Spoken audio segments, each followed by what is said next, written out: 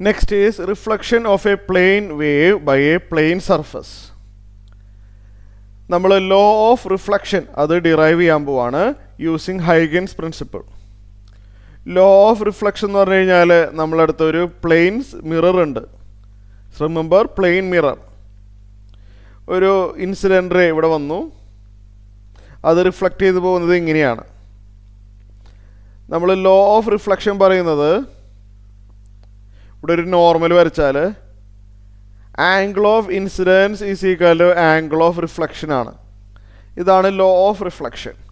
നമ്മളിത് ഡിറൈവ് ചെയ്യാൻ പോവാണ് using Huygens principle. I equal to r derive ചെയ്യാൻ പോവാണ്. ഓക്കെ ആണല്ലോ. അപ്പോൾ അതിനു വേണ്ടി ഞാൻ ആദ്യം തന്നെ ഒരു മിറർ വരച്ചു. പ്ലെയിൻ മിററാണ് വരച്ചിരിക്കുന്നത്. ഓക്കെ ആണല്ലോ. നമ്മൾ ഇൻസിഡൻ്റ് റേ ഒരു പ്ലെയിൻ വേവ് ഫ്രണ്ടാണ് എന്ന് വെച്ച് കഴിഞ്ഞാൽ ഇവിടെ ലൈറ്റിൻ്റെ ഒരു സോഴ്സ് ഉണ്ട്. ഇനീഷ്യലി ഇങ്ങനെ സ്പെറിക്കൽ വേവ് ഫ്രണ്ട് ആയിട്ടാണ് വരുന്നത്. പക്ഷെ കുറച്ച് ഡിസ്റ്റൻസ് കൂടി ട്രാവൽ ചെയ്യുമ്പോൾ look like a plane wave front. Wave ഫ്രണ്ടിനെ പറ്റി കൂടുതൽ കാര്യങ്ങൾ പഠിച്ചിട്ടുള്ളതാണ്. ഇതിങ്ങനെ അറിയാമല്ലോ, ഇങ്ങനെ വേവ് ഫ്രണ്ട് ഇങ്ങനെ മൂവ് ചെയ്യും.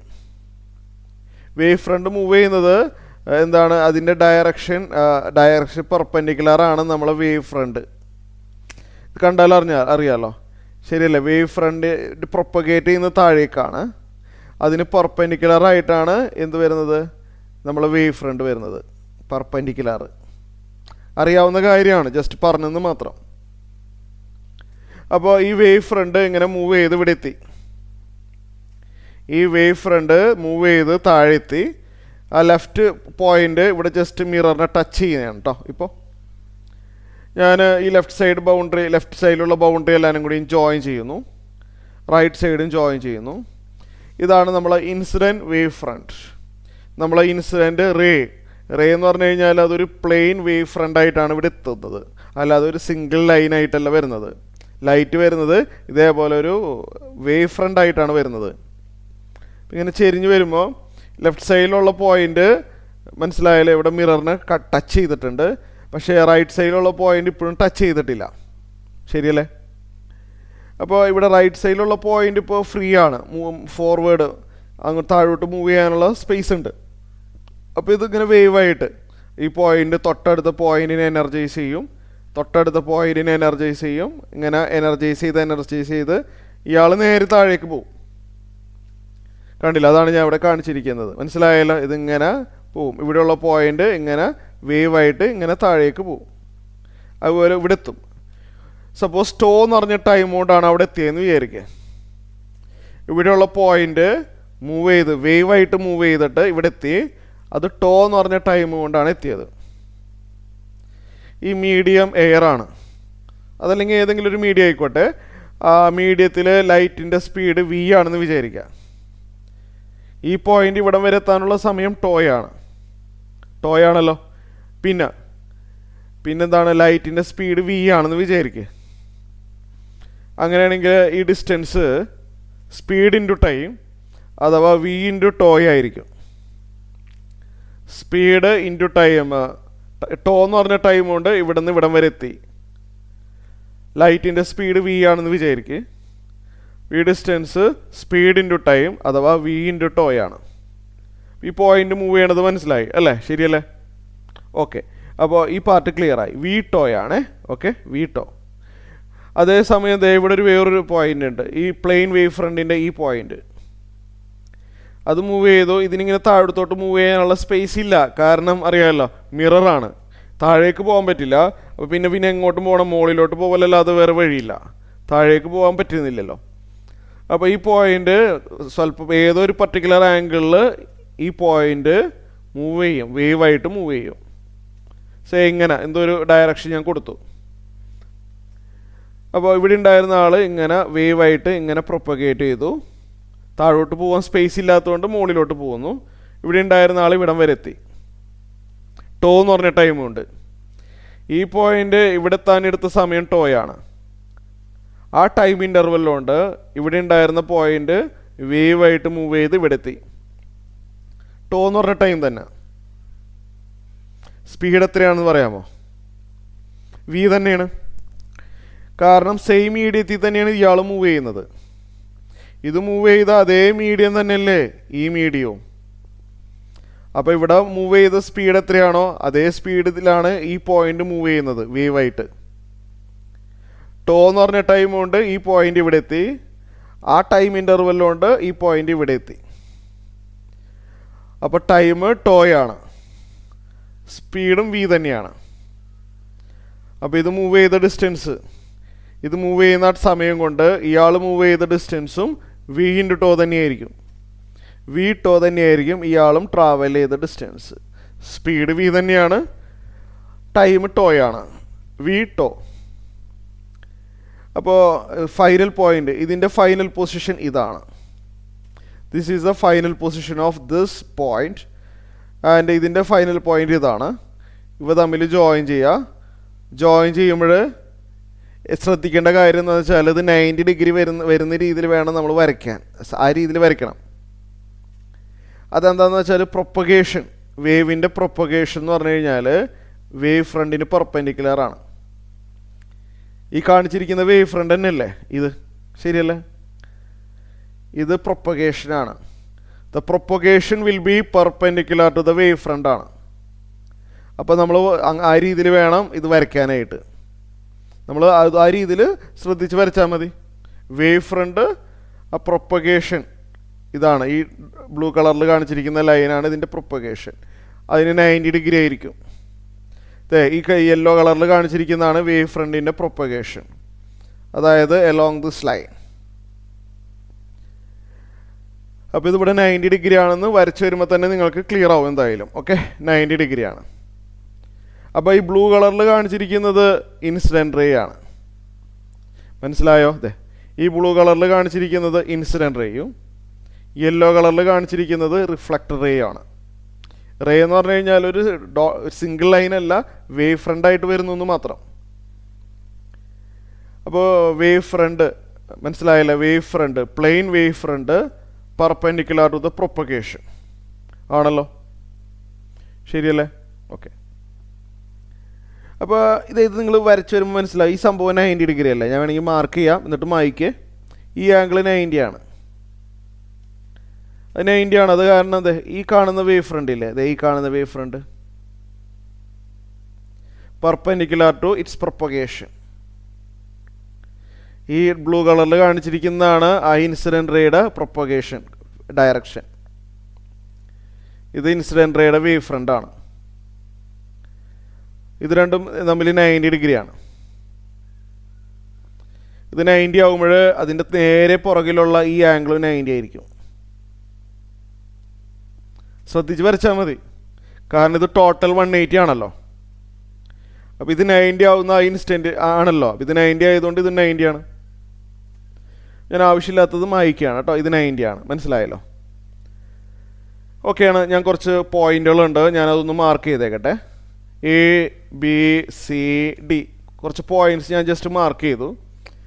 2 റൈറ്റ് ആംഗിൾ ട്രയാങ്കിൾ കാണാൻ പറ്റും നിങ്ങൾക്ക്. ഓക്കെ, നമുക്ക് പ്രൂവ് ചെയ്യേണ്ടത് I = R ആണ് അല്ലേ. ഞാനിനി ചെയ്യാൻ പോകുന്നത് ഒരു നോർമൽ വരച്ചു.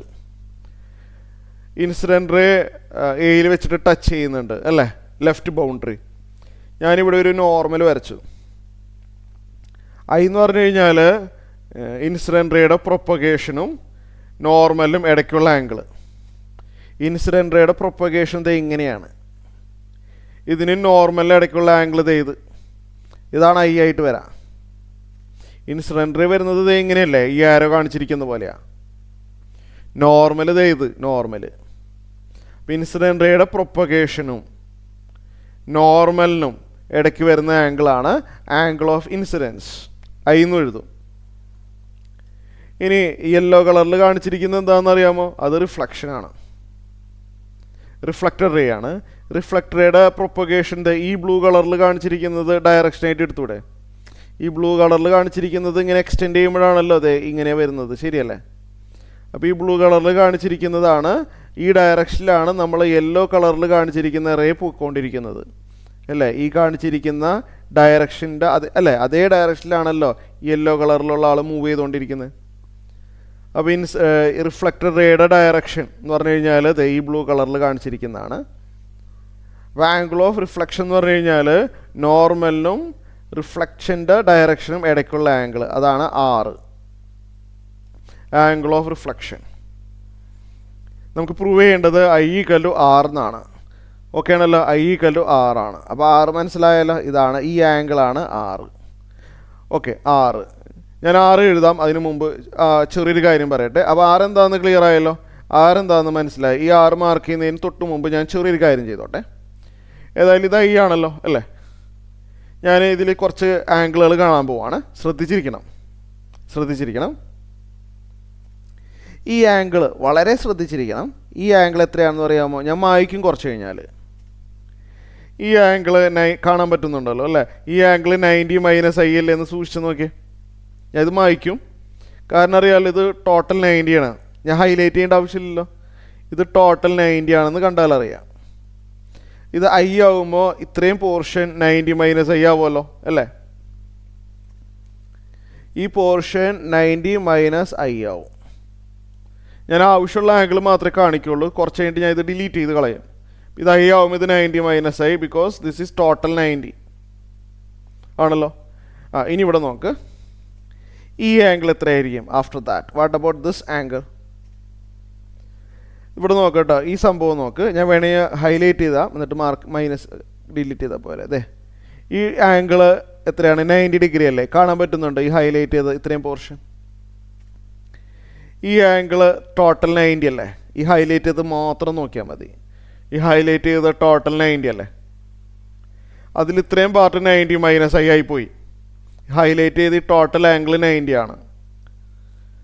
ആ മിററിനും ഡോട്ട് ലൈനും ഇടയ്ക്കുള്ള ആംഗിളാണ്. ഇത്രയും ടോട്ടൽ 90 ആണ്. അതിൽ ഇത്രയും 90 - I ആയിപ്പോയാൽ ബാക്കി I വരണം, അപ്പോഴല്ലേ 90 ആവുള്ളൂ.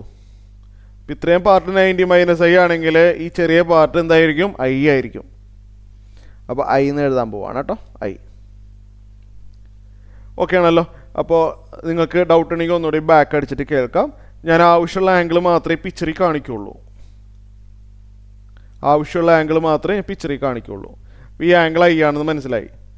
ഇനി നമുക്ക് ആറിൻ്റെ കാര്യം നമുക്ക് നോക്കാം. 6 ആംഗിൾ ഓഫ് റിഫ്ലക്ഷൻ അല്ലേ. ആംഗിൾ ഓഫ് റിഫ്ലക്ഷൻ എന്ന് പറഞ്ഞു കഴിഞ്ഞാൽ ഇതിന് മുമ്പ് പറഞ്ഞത് ഈ ആംഗിൾ അല്ലേ, ആംഗിൾ ഓഫ് റിഫ്ലക്ഷൻ, ശരിയല്ലേ? ഈ ആംഗിൾ, ഒരു മിനിറ്റ്, ഈ ആംഗിൾ ഇത് എവിടെ? ഈ ആംഗിളാണ് ആംഗിൾ ഓഫ് റിഫ്ലക്ഷൻ. അത് ഓൾറെഡി എക്സ്പ്ലെയിൻ ചെയ്തതാണ്. നോർമലിനും റിഫ്ലക്റ്റ് ചെയ്ത് പോകുന്ന റേയുടെയും ഇടയ്ക്കുള്ള ആംഗിൾ 6. ഞാൻ കുറച്ച് നേരത്തെ പറഞ്ഞതാണ്. ഈ ആംഗിൾ 6 ആണ്, ശരിയല്ലേ? ഈ ആംഗിൾ 6 ആണ്. നമുക്കിനി എന്ത് ചെയ്യാൻ പറ്റും? നമുക്ക് എൻ്റെ ഒബ്ജക്റ്റീവ് ഞാൻ പറഞ്ഞുതരാം. ഇവിടെ വരുന്നൊരു ആംഗിൾ കണ്ടുപിടിക്കണം.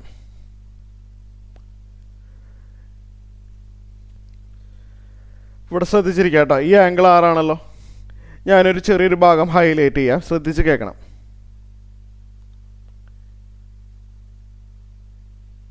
ഇത്രയും പോർഷൻ 90 ഡിഗ്രി ആണെന്നുള്ളതിൽ ഡൗട്ട് ഒന്നുമില്ലല്ലോ. ഈ ഹൈലൈറ്റ് ചെയ്താൽ ഇത്രയും ആംഗിൾ 90 ആണല്ലോ. ഇത്രയും ഭാഗം 90 ആണെന്നുള്ള കാര്യത്തിൽ സംശയമില്ലല്ലോ. അതിനുള്ളിൽ ഇത്രയും ഒരു പാർട്ട് 6 ആയി പോയിട്ടുണ്ട്, കാണാൻ പറ്റുന്നുണ്ടല്ലോ അല്ലേ. ഈ ചെറിയൊരു പാർട്ട് 6 ആയിട്ട് പോകുന്നുണ്ട്. റിമൈനിങ് പാർട്ട് എന്ന് പറഞ്ഞാൽ ഇത്രയും വരും അല്ലേ. ഇത് 90 - 6 ആവേണ്ടതല്ലേ ശരിക്കും? സൂക്ഷിച്ച് നോക്കിയേ. ഈ ഹൈലൈറ്റ് ചെയ്ത ടോട്ടൽ ആംഗിൾ 90 ആണെന്ന് നിങ്ങൾക്ക് മനസ്സിലായി. അതിനകത്ത് തന്നെ ഈ ഒരു ചെറിയൊരു പോർഷൻ 6 ആയിട്ട് നിങ്ങൾക്ക് കാണാൻ പറ്റുന്നുണ്ടോ? അപ്പം അതിന് ശേഷം വരുന്ന ഇത്രയും പോർഷൻ 90 - 6 ആണ്. അപ്പോൾ 6ഉം 90 - 6 ആകുമ്പോൾ ടോട്ടൽ 90 ആയല്ലോ, ശരിയല്ലേ? ഓക്കെ, ഞാൻ ആവശ്യമുള്ള ആംഗിൾ മാത്രമേ പിക്ചറിൽ കാണിക്കുള്ളൂ. ഞാൻ എന്നിട്ട് ഡിലീറ്റ് ചെയ്യും. ഓക്കെ, അപ്പോൾ ഇത് 90 - 6 എന്നുള്ള കാര്യം മനസ്സിലായിട്ടുണ്ടല്ലോ അല്ലേ? ഓക്കെ, ഇനി ഇവിടെ ശ്രദ്ധിച്ചിരിക്കുക. നമ്മൾ ഒരു ചെറിയൊരു റൈറ്റ് ആംഗിൾ ട്രയാങ്കിൾ കാണാൻ പറ്റുന്നുണ്ടോ? ഞാൻ വേണമെങ്കിൽ അത് ഹൈലൈറ്റ് ചെയ്ത് കാണിച്ചു തരാം. ഒരു റൈറ്റ് ആംഗിൾ ട്രയാങ്കിൾ ഞാനിത് ഇപ്പോൾ ഹൈലൈറ്റ് ചെയ്ത് കാണിച്ചു തരാം.